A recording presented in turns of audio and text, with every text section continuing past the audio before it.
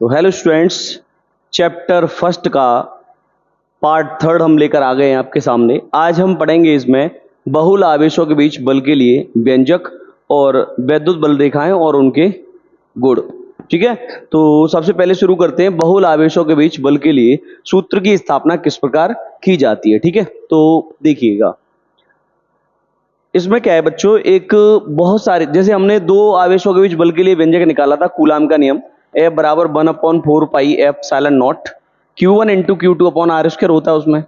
ठीक है, ये तो दो आवेशों के लिए था, लेकिन अगर बहुत सारे आवेश हो तब तब हम देखते हैं कैसे करेंगे। देखिए बेटा, बहुत ही सिंपल तरीके से माना Q1 Q2 Q3 dash Qn आवेशों का एक निकाय है। Qn आवेशों का एक निकाय है, एक निकाय है।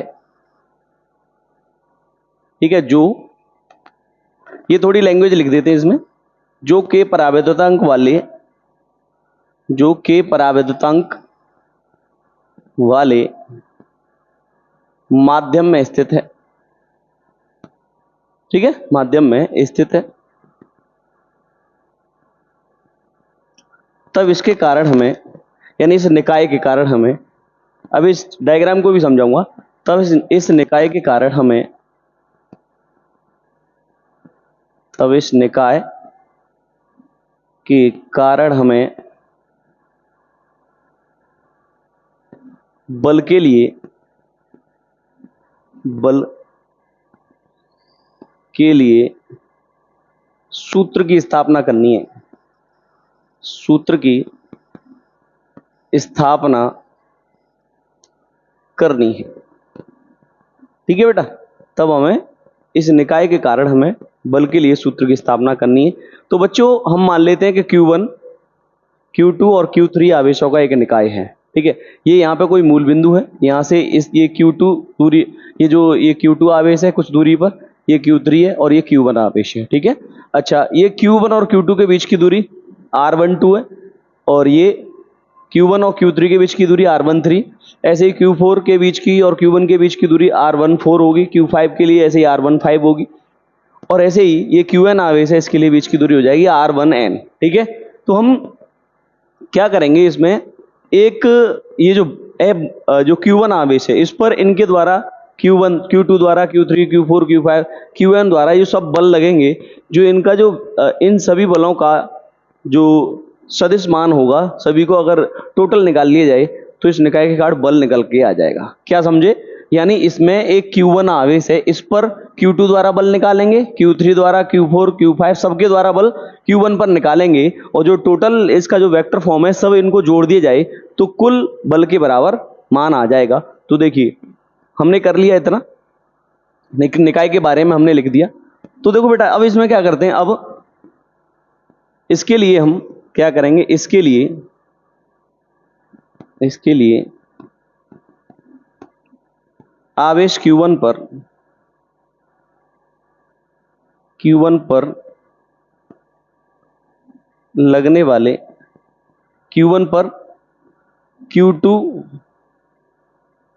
Q3 डैश Qn द्वारा लगने वाले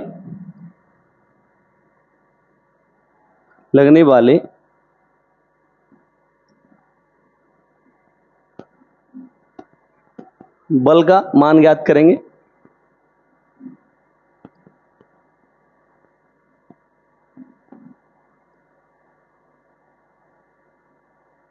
ठीक है, तब हम कहें यदि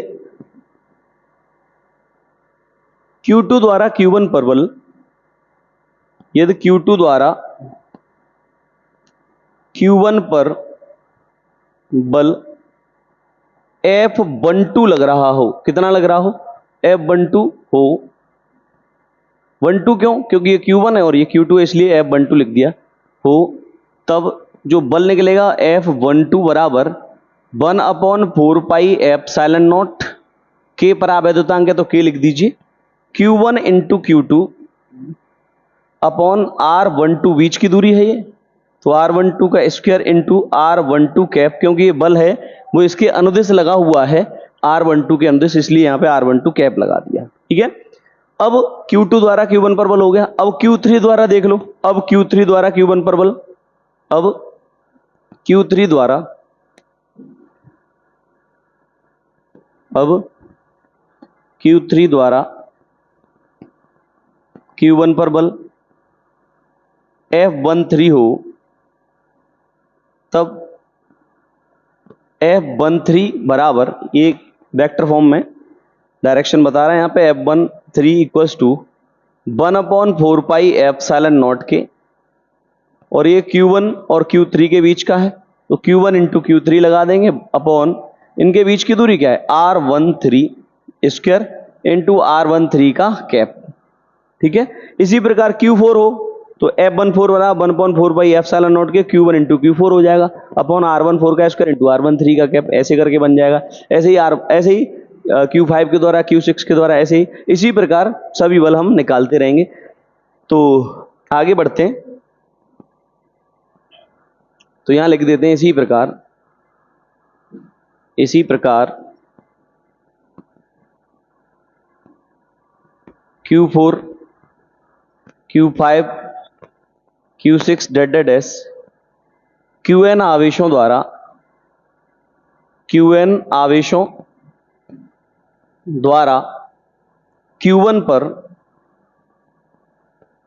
पर लगने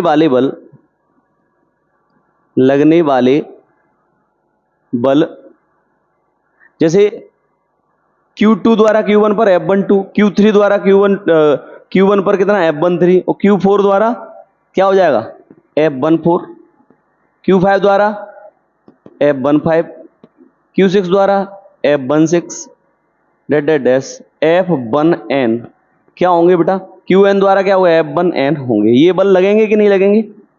ठीक है, इसी प्रकार जैसे F12 निकाला ऐसे ही F13, ऐसे ही F14, F15 ऐसे सब निकल आएंगे कि नहीं निकल आएंगे। ठीक है, यदि निकाय का कुल बल F हो, यदि निकाय पर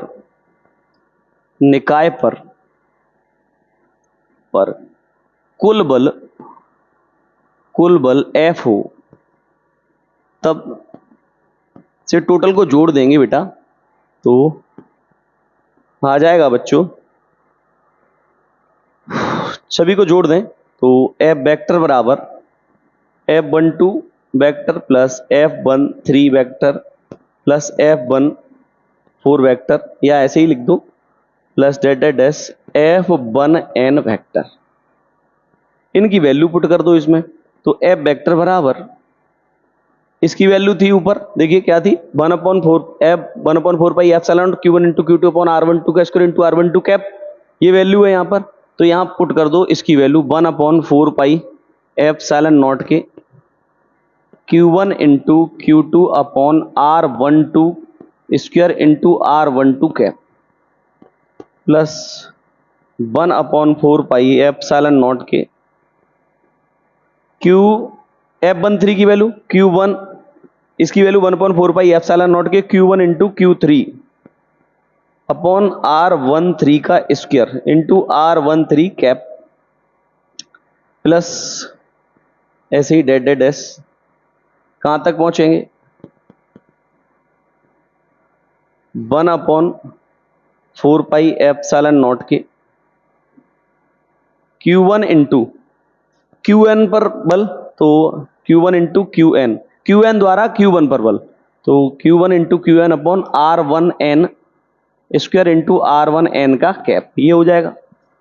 इसमें कुछ कॉमन है तो कॉमन ले लीजिए, F vector equals to 1/4 pi epsilon naught के, और यहां से कुछ कॉमन आ रहा है, Q1 भी कॉमन है, तो यहां बचेगा Q2 अपॉन R12 का square into R12 cap plus यहाँ पे Q3 अपॉन R13 का square into R13 cap plus dash यहाँ Qn अपॉन R1n का स्क्वायर इंटू R1n का कैप, ये ठीक है। तो ये क्या निकले आया, बहुल आवेशों के कारण बल का व्यंजक निकले आया उम्मीद है बच्चों आपको समझ में आ रहा होगा। अगर कोई परेशानी है आपको तो हमें कमेंट करके बताएं कहाँ प्रॉब्लम है, आपकी समस्या का समाधान किया जाएगा।